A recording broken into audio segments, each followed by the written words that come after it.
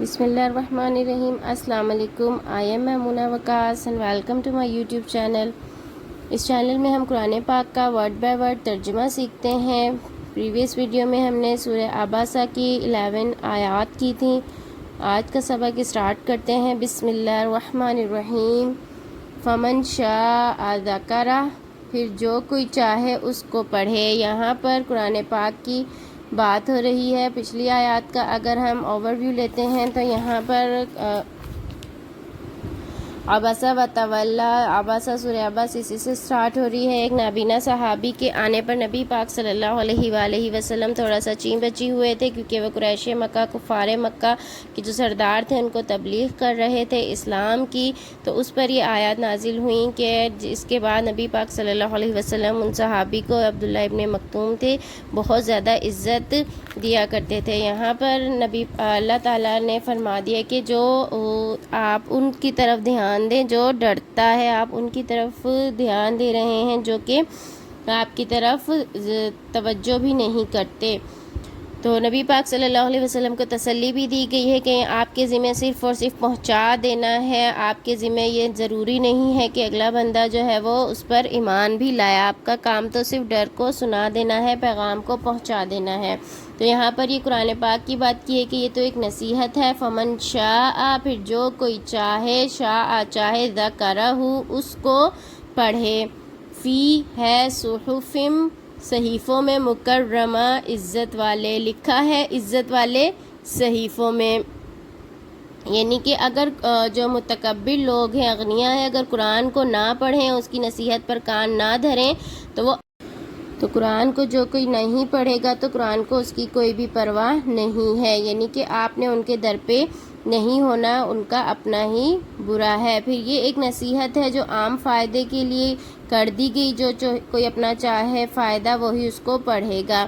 پھر اس کی جو آیات ہیں وہ عزت کے ورقوں میں انتہائی اونچے رکھے ہوئے ہیں، 7ویں آسمان پر ہیں، بہت ہی صاف ستھرے ورقوں میں لکھی ہوئی ہیں، اور اس کو ہم دنیا میں بھی اونچی جگہوں پر ہی رکھتے ہیں، اور پاک ستھرے صاف ستھرے لوگ ہی وضو کر کے غسل کر کے اس کو اٹھاتے ہیں۔ بی ایدی سفرہ، بی ایدی ہاتھوں میں ہے، سفرہ لکھنے والوں کے، یعنی کہ لکھنے والوں کے ہاتھوں میں ہیں، کرام بڑے درجے والے، بررہ نیکوکار ہیں۔ یہاں پر جو ہے وہ فرشتے بھی مراد ہیں جو اس کو لکھتے ہیں، جو اسی کے موافق وحی اترتی ہے، اور یہاں پر وہ لوگ بھی ہیں جو دنیا میں اس کو لکھتے ہیں، جمع کر کے لکھتے ہیں، بزرگ ترین اور پاک باز نیکوکار لوگ ہیں، فرشتہ خصلت ہیں جنہوں نے قرآن پاک کو ہر قسم کی کمی بیشی و تحریف سے پاک رکھا ہوا ہے۔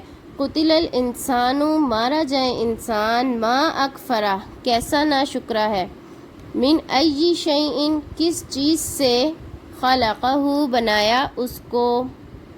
یہ اللہ تعالیٰ نے کہا کہ انسان جو ہے وہ بہت ہی ناشکر ہے، اس نے قرآن پاک جیسی نعمت کی کچھ قدر نہیں کہی، اللہ کا حق نہیں پہچانا۔ اگر اپنے ہی اصل پر ذرا غور تو کرے کہ وہ پیدا کس چیز سے ہوا ہے، من نطفہ، ایک بوند سے، خلقہ، بنایا اس کو، فقدرہ، پھر اندازے پہ رکھا، ثم السبیل، پھر راہ، یسرہ، آسان کر دی اس کی۔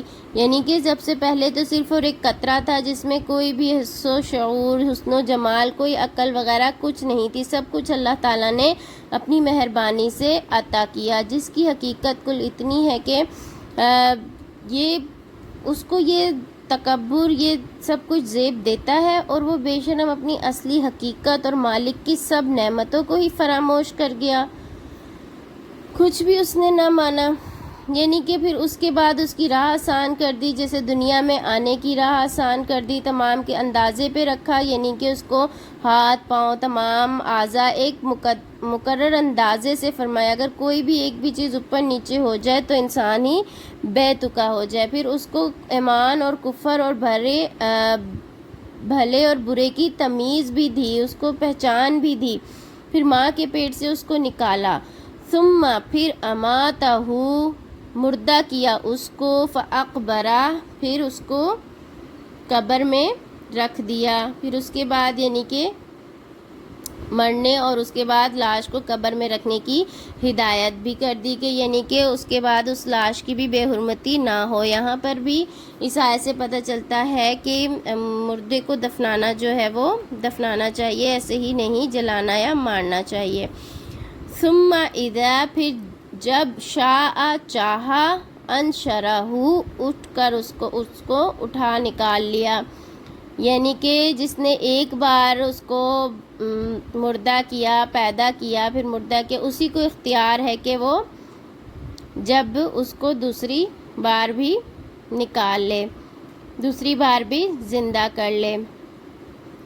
کلا ہرگز نہیں، لما یقضی نہیں پورا کیا، ما امرہ جو اس کو فرمایا، یعنی کہ دنیا میں اس کو لے کر آیا، پھر مار کر برزخ میں لے جانا، پھر زندہ کر کے میدان حشر میں کھڑا کر دینا، یہ سب امور جس کے قبضے میں ہوئے ہیں، کیا اس کی نصیحت سے اعراض و انکار اور اس کی نعمتوں کا انکار، اس کا جو ہے وہ استحقار کسی آدمی کے لیے زیبا ہے؟ نہیں، ہرگز نہیں۔